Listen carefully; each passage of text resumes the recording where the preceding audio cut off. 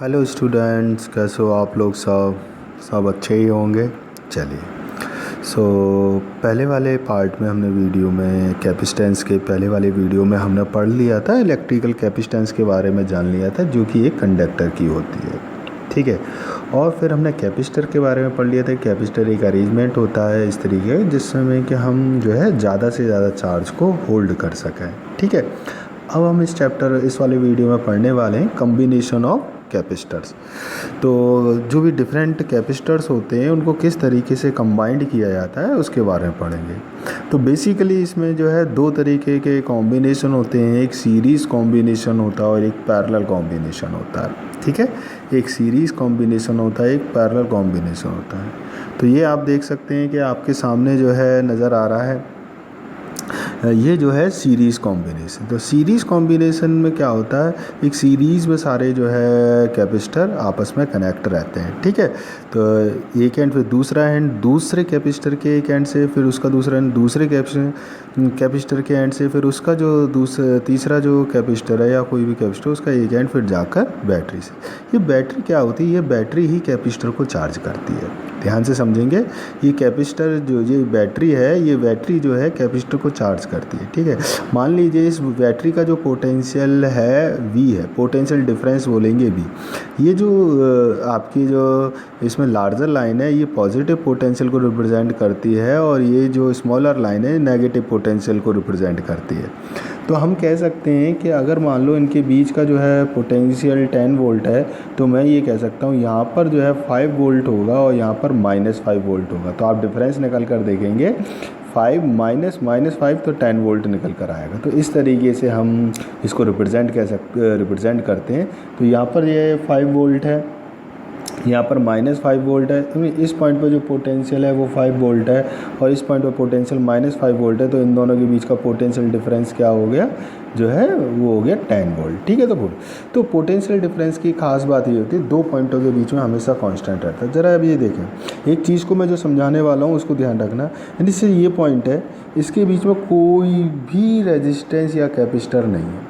तो इस पॉइंट पर हर पॉइंट पर पोटेंशियल इसका, जैसे इस पॉइंट पर अगर 5 वोल्ट है, इस पॉइंट पर भी 5 वोल्ट होगा, इस पॉइंट पर भी 5 वोल्ट होगा। अब क्या होगा, पोटेंशियल रिड्यूस होना शुरू हो जाएगा। जैसे जैसे पोटेंशियल जो पॉइंट है वो हम जैसे जैसे हम दूसरे टर्मिनल के पास लेकर जाएंगे, पोटेंशियल ड्रॉप होना शुरू हो जाता है। ध्यान रखेंगे, जब हम पॉजिटिव एंड से बैटरी के सर्किट को कंप्लीट करते हुए दूसरे एंड पर जाएंगे तो क्या होगा, पोटेंशियल ड्रॉप होगा। तो कहने का मतलब है जैसे जैसे यहाँ तक जाएंगे पोटेंशियल कम होता जाएगा हर पॉइंट पर, लेकिन हर पॉइंट पर पोटेंशियल कम होगा, लेकिन दो पॉइंटों के बीच में कुछ ना कुछ पोटेंशियल डिफरेंस आएगा। ठीक है ना। इसको बोलते हैं कि अगर हम पॉजिटिव टर्मिनल से नेगेटिव टर्मिनल की तरफ जा रहे हैं तो पोटेंशियल ड्रॉप हो रहा है। इसको याद रखेंगे, ये न्यूमेरिकल्स में बहुत ज़्यादा हेल्प आपको करने वाला है। ठीक है। पॉजिटिव टर्मिनल से नेगेटिव टर्मिनल की तरफ जाएंगे तो पोटेंशियल ड्रॉप होता है। तो हम कह सकते हैं ऐसे जब जा रहा है अगर चार्ज जो है, मैं बताता हूँ। तो इसमें से मान लीजिए ये पॉजिटिव टर्मिनल है, इसमें से पॉजिटिव चार्ज निकला Q। वो पॉजिटिव चार्ज Q इस वाली जो हमारा कैपेसिटर है, कैपेसिटर की इस प्लेट को उसने पॉजिटिवली चार्ज कर दिया। ये पॉजिटिवली चार्ज होने से क्या होगा, ये इस पे जो दूसरी प्लेट है इंडक्शन की वजह से इस पर नेगेटिव चार्ज आ गया। इस पर जो नेगेटिव चार्ज आएगा, इस पर अगर पॉजिटिव है तो इस पर आएगा नेगेटिव -Q। इस पर जो प्लेट के इस तरफ जो पॉजिटिव चार्ज होगा वो फ्लो होके अगेन इस तरफ चला जाएगा, फिर ये इस वाली प्लेट को पॉजिटिव चार्ज कर देगा, फिर इंडक्शन की वजह से इस पर नेगेटिव चार्ज आएगा और इस प्लेट की दूसरी तरफ पॉजिटिव चार्ज होगा। वो पॉजिटिव चार्ज जो है फ्लो होकर इस वाली प्लेट पर आएगा, फिर अगेन ये वाली प्लेट पॉजिटिवली चार्ज हो जाएगी। इस इंडक्शन की वजह से ये वाली प्लेट यहाँ पर इस वाली प्लेट के इस सरफेस पर नेगेटिव चार्ज होगा और इस तरफ जो है पॉजिटिव चार्ज होगा और वो पॉजिटिव चार्ज वापस जो है यहाँ चला जाएगा। ठीक है। तो यानी पॉजिटिव चार्ज Q यहाँ से गया और वापस भी पॉजिटिव चार्ज Q आ गया। तो इस तरीके से हम कह सकते हैं कि Q चार्ज यहाँ से फ्लो किया और वापस आया। अब ये करेगा क्या, ये जो Q चार्ज है इस कैपेसिटर को चार्ज कर देता है, इसको चार्ज, यानी कि यहाँ से जो बैटरी है, ठीक है ना, बैटरी से जो Q चार्ज निकल रहा है, पॉजिटिव Q चार्ज निकल रहा है, उसने इस कैपेसिटर को क्या कर दिया, चार्ज कर दिया। ठीक है। इसी तरीके से सारे कैपेसिटर चार्ज हो जाते हैं। नहीं आ रही बात समझ? अब आगे देखते हैं। दो पॉइंटों के बीच में अगर दो पॉइंट सेम है, तो उनके बीच का पोटेंशियल डिफरेंस हमेशा सेम रहेगा, चाहे दो पॉइंटों के बीच में किसी भी तरीके से लें, दो डिफरेंट पॉइंट होंगे तो उनके बीच में जो पोटेंशियल डिफरेंस है वो डिफरेंट होगा। देखिए ये पॉइंट है, मैं कुछ पॉइंट अगर मार्क कर लेता हूँ, ये मान लो ए पॉइंट है, ये बी पॉइंट है, ये सी पॉइंट है और ये डी पॉइंट है, ठीक है ना। अच्छा एक चीज़ और मैं बता दूं आपको, ये ए पॉइंट है तो इसके बीच में कोई भी रेजिस्टेंस और कैपेसिटर नहीं है, तो मैं ये कह सकता हूँ ये अगर ए पॉइंट है, क्योंकि इस बीच में कोई भी रेजिस्टर नहीं है तो ये भी पॉइंट ए होगा, ये भी पॉइंट है। उसी तरीके से ये अगर डी पॉइंट है तो क्योंकि यहाँ से लेके यहाँ तक कोई भी कैपेसिटर नहीं है या कोई भी रेजिस्टेंस नहीं है, तो ये पॉइंट भी डी होगा, ये पॉइंट भी डी होगा और ये भी पॉइंट डी होगा। इस बात को ध्यान रखना, जो मैं आपको बताने जा रहा हूँ आने वाले न्यूमेरिकल्स में भी बहुत ज़रूरत पड़ेगी, ठीक है ना। तो ए और बी ये दो डिफरेंट पॉइंट हो गए, ठीक है, ये ए और बी जो है डिफरेंट पॉइंट हो गए, सी और डी ये डिफरेंट पॉइंट हो गए, ठीक है। अच्छा तो अब मैं कह सकता हूँ ए और बी के बीच अब एक पॉइंट ये हो गया, एक पॉइंट, तो थोड़ा समझने की कोशिश करना। मैंने बताया पॉजिटिव टर्मिनल से जैसे नेगेटिव टर्मिनल की तरफ जाएंगे तो पोटेंशियल ड्रॉप होगा, ठीक है, यानी कि ए पॉइंट पर पोटेंशियल ज़्यादा था और बी पॉइंट पर पोटेंशियल कम हो गया, सी पॉइंट पर उससे भी कम पोटेंशियल हो गया और डी पॉइंट पर सबसे कम पोटेंशियल होगा, वो वही पोटेंशियल होगा डी पॉइंट पर जो कि इस पॉइंट है, यानी कि -Q5, ठीक है। आप ध्यान रखेंगे, बहुत इंपॉर्टेंट पॉइंट है, आपको याद रखना है।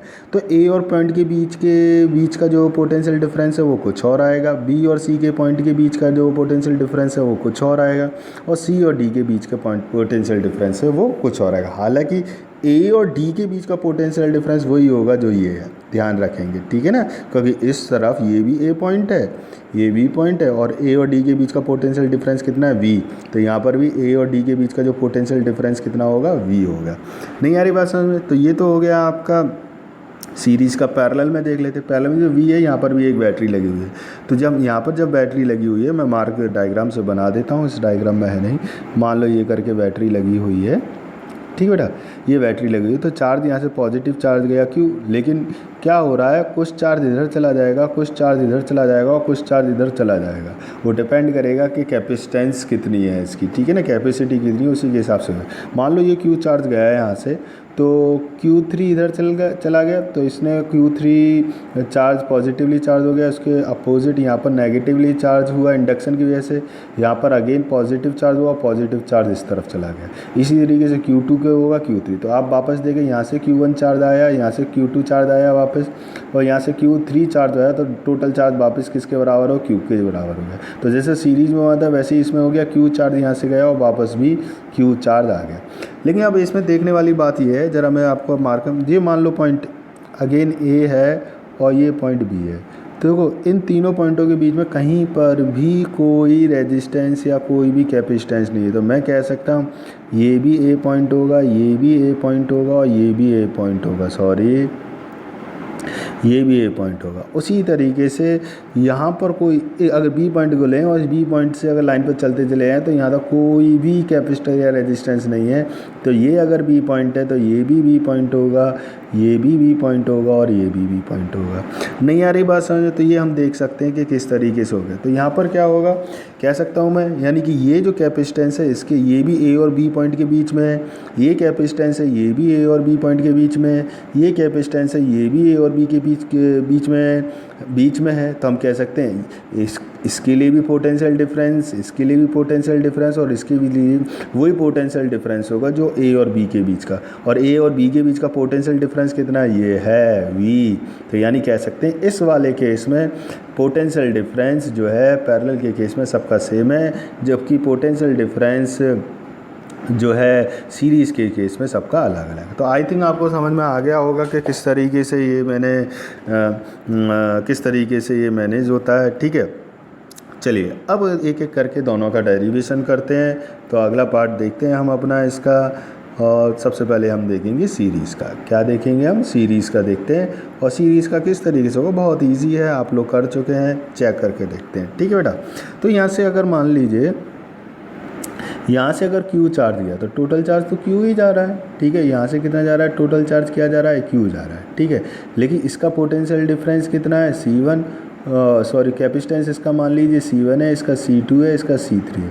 तो यहाँ पर अगर मैं देखूँ तो Q बराबर कितना आएगा, इसके लिए अगर मैं देखूं तो Q बराबर कितना आएगा आपका, Q बराबर आएगा, सॉरी सबसे पहले हम देख लेते हैं फॉर्मूले का।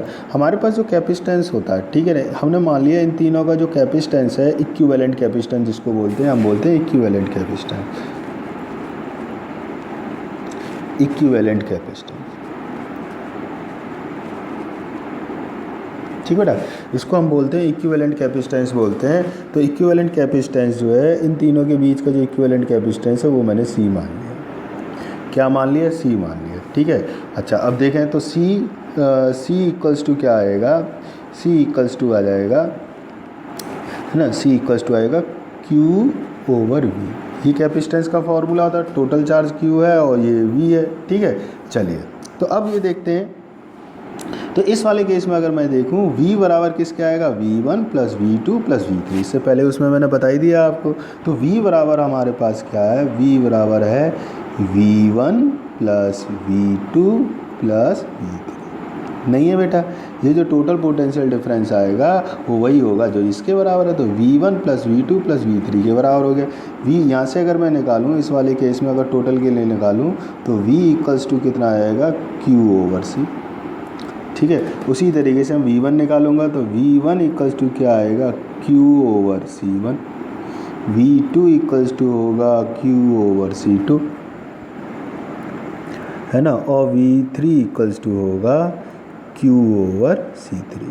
तो सबकी वैल्यू अगर मैं सब्स्टिट्यूट कर दूंगा तो क्या आ जाएगा, यानी कि मैं कह सकता हूँ कि Q/C इक्वल्स टू आ जाएगा आपका Q/C1 plus Q/C2 plus Q/C3, ठीक है। नहीं आ गया बेटा, Q से Q कट गया तो हमारे पास फार्मूला आ गया 1/C equals to 1/C1 plus 1/C2 plus 1/C3, ठीक है बेटा, सॉरी, है ना, 1/C3। ये हमारे पास फार्मूला आ गया। इसको रेक्टेंगल में क्लोज कर लेते हैं, ठीक है बेटा, इसको रेक्टेंगल में क्लोज कर लेते हैं हमारे पास। तो यानी कि हम ये कह सकते हैं कि अगर जो है कैपेसिटेंस अगर सीरीज़ में जुड़ रहे हैं, किस में जुड़ रहे हैं, सीरीज़ में अगर कैपेसिटेंस जुड़े हुए हैं तो उसके लिए अगर इक्विवेलेंट कैपेसिटेंस हम निकालेंगे तो वो निकल कर आएगा 1/C equals to 1/C1 plus 1/C2 plus 1/C3। चलिए अब बात कर लेते हैं पैरेलल की, कि पैरेलल कॉम्बिनेशन होगा तो किस तरीके से होगा। बाकी मैं पैरेलल का आपको समझा चुका हूँ कि ये क्या आएगा, लेकिन इस वाले केस में क्या होगा, अगर मैं डायरेक्ट करूँ तो जो Q चार्ज था वो 3 चार्जेस में डिवाइड हो गया। तो मैं कह सकता हूँ कि Q equals to Q1 plus Q2 plus Q3, ठीक है। क्या कह सकता हूँ, Q1 plus Q2 plus Q3। अब मैं कहूँ कि इसका जो नेट कैपेसिटेंस है, अगेन जो नेट कैपेसिटेंस है वो मैंने मान लिया इसके बीच में जो इक्विवेलेंट कैपेसिटेंस है वो इसका हो गया C। पोटेंशियल डिफरेंस दे रखा है V, तो और चार्ज है Q, ठीक है। तो अगेन हमारे पास Q इक्वल्स टू क्या आ जाएगा, Q इक्वल्स टू आएगा CV। क्या आ जाएगा हमारे पास, Q इक्वल्स टू CV। उसी तरीके से सबकी वैल्यू निकालेंगे तो Q1 इक्वल्स टू कितना आएगा, C1V। क्यों आएगा, पोटेंशियल डिफरेंस तो मैंने बता दिया सबके बीच में सेम रहेगा, पोटेंशियल डिफरेंस तो सेम रहेगा। उसी तरीके से Q2 इक्वल्स टू C2V और Q3 इक्वल्स टू C3V, ठीक है बेटा, ये आ जाएगा। तो वैल्यू सब्स्टिट्यूट कर देंगे तो हमारे पास क्या आ जाएगा, CV equals to C1V, sorry, ठीक है ना, C1V plus C2V plus C3V, ठीक है। C इसमें V कॉमन आ जाएगा तो C इक्वल्स टू हो गया C1 plus C2 plus C3, ठीक है। इस तरीके से हम जो है निकाल सकते हैं इक्विवेलेंट रेजिस्टेंस पैरेलल के केस में, ठीक है। बहुत इजी है, ये आपको समझ में आ गया होगा। नेक्स्ट जो पार्ट है वो बोर्ड एग्जाम में अक्सर 2 नंबर में क्वेश्चन आ जाता है, वो हम निकालेंगे कि energy stored in the capacitor, ठीक है। Energy stored in the capacitor हम निकालेंगे कि वो क्या आता है निकल के, ठीक है बेटा। चलिए नेक्स्ट पार्ट में हम निकालने वाले हैं अब energy stored in the capacitor. तो यहाँ स्टूडेंट्स अब हमने देख लिया कि किस तरीके से कैपेसिटर कनेक्ट होते हैं। तो जैसे मैंने अभी पहले बता ही दिया था कि एक्चुअल में होता क्या है, जो बैटरी होती है वो पहले कैपेसिटर की एक प्लेट को चार्ज करती है, इंडक्शन की वजह से सेम चार्ज उसकी सामने वाली प्लेट पर आता है और उसकी अपोजिट सरफेस पे उसकी अपोजिट चार्ज आ जाता है। ठीक है, यानी कि ये अगर पॉजिटिव चार्ज है, इंडक्शन की वजह से क्वांटिटी वाइज सेम चार्ज आएगा। अगर इस पर पॉजिटिव क्यू चार्ज है तो यहाँ पर नेगेटिव में माइनस क्यू आएगा, उसके अपोजिट पे पॉजिटिव क्यू आएगा और वो वापस जो है बैटरी में चला जाएगा, बैटरी या सेल में चला जाएगा। ठीक है, तो हम कह सकते हैं जो कैपेसिटर के अंदर एनर्जी आती है वो बिकॉज ऑफ दिस बैटरी आती है। ठीक है ना, इस बैटरी जो हमने लगाई है ये बैटरी ही इसको चार्ज करती है, हम ये बोल सकते हैं। हम ये कह सकते हैं इस बैटरी में से कुछ एनर्जी इस कैपेसिटर में स्टोर हो गई। अब वो कितनी होती है वो हम देखेंगे। ठीक है, तो कुछ चीज़ों को थोड़ा सा समझने की कोशिश करते हैं कि मान लिया एट एनी इंस्टेंट, ठीक है बेटा, मान लिया एट एनी इंस्टेंट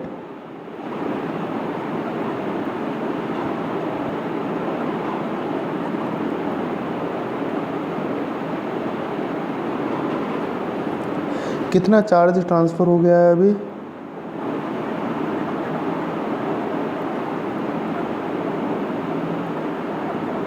है ना, चार्ज ट्रांसफर हो गया क्यू।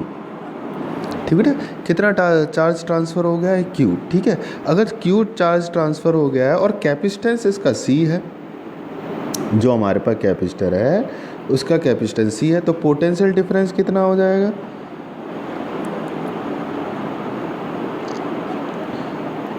पोटेंशियल डिफरेंस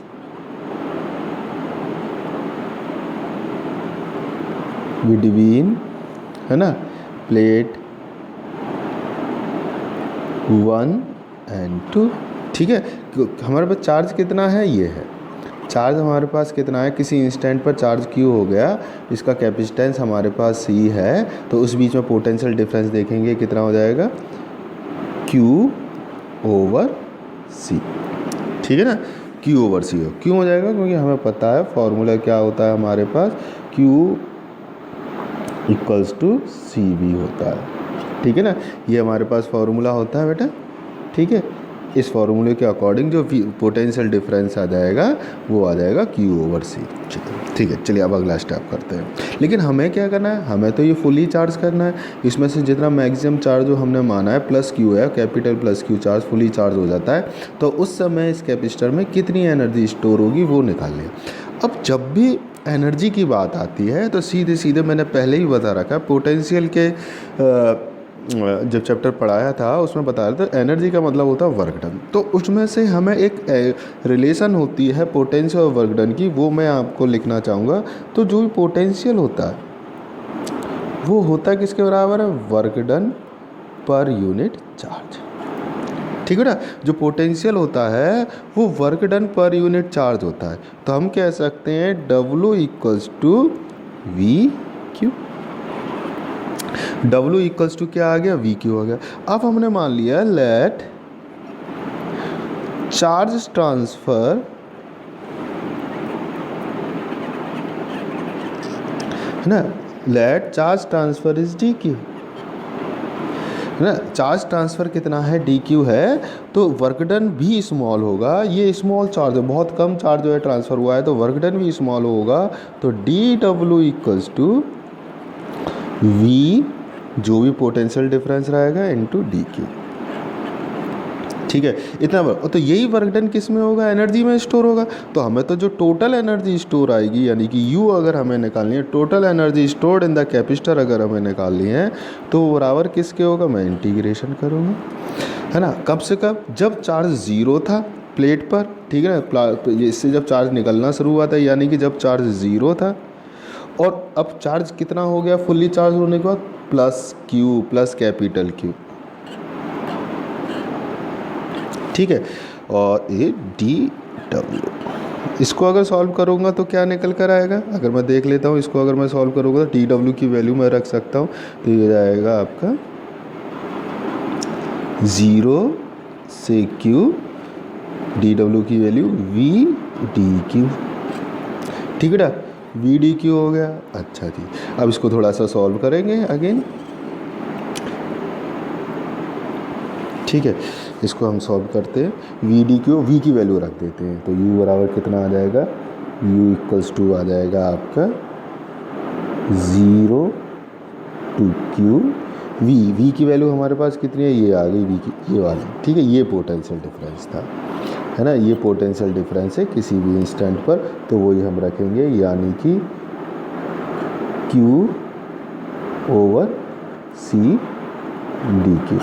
इंटीग्रेशन आपको पता ही है, Q के रेस्पेक्ट में अगर इंटीग्रेशन करेंगे तो Q²/2 आता है। तो जब इसका इंटीग्रेशन करेंगे हम, तो हमारे पास आ जाएगा 1/2 Q²/C। C क्यों? C तो कैपेसिटेंस जो है, कैपेसिटर का कांस्टेंट है। अब लिमिट लगा दी इसमें हमने, ठीक है ना, इसमें हमने लिमिट लगा दी और तो लिमिट हो गई हमारी 0 से लेके Q तक, ठीक है ना। और इसको सॉल्व करेंगे, आप सॉल्व कर सकते हैं, तो सॉल्व करेंगे आएगा हाफ Q²/C, ठीक है बेटा। ये हमारे पास एनर्जी का फॉर्मूला आ गया, ठीक है बेटा।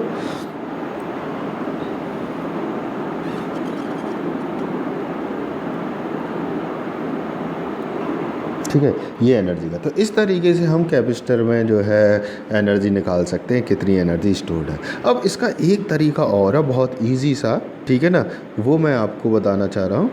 तो देखते हैं वो क्या तरीका है। हमने पढ़ा हुआ है ग्राफ, हमने एक ग्राफ पढ़ा हुआ है V और Q के बीच में।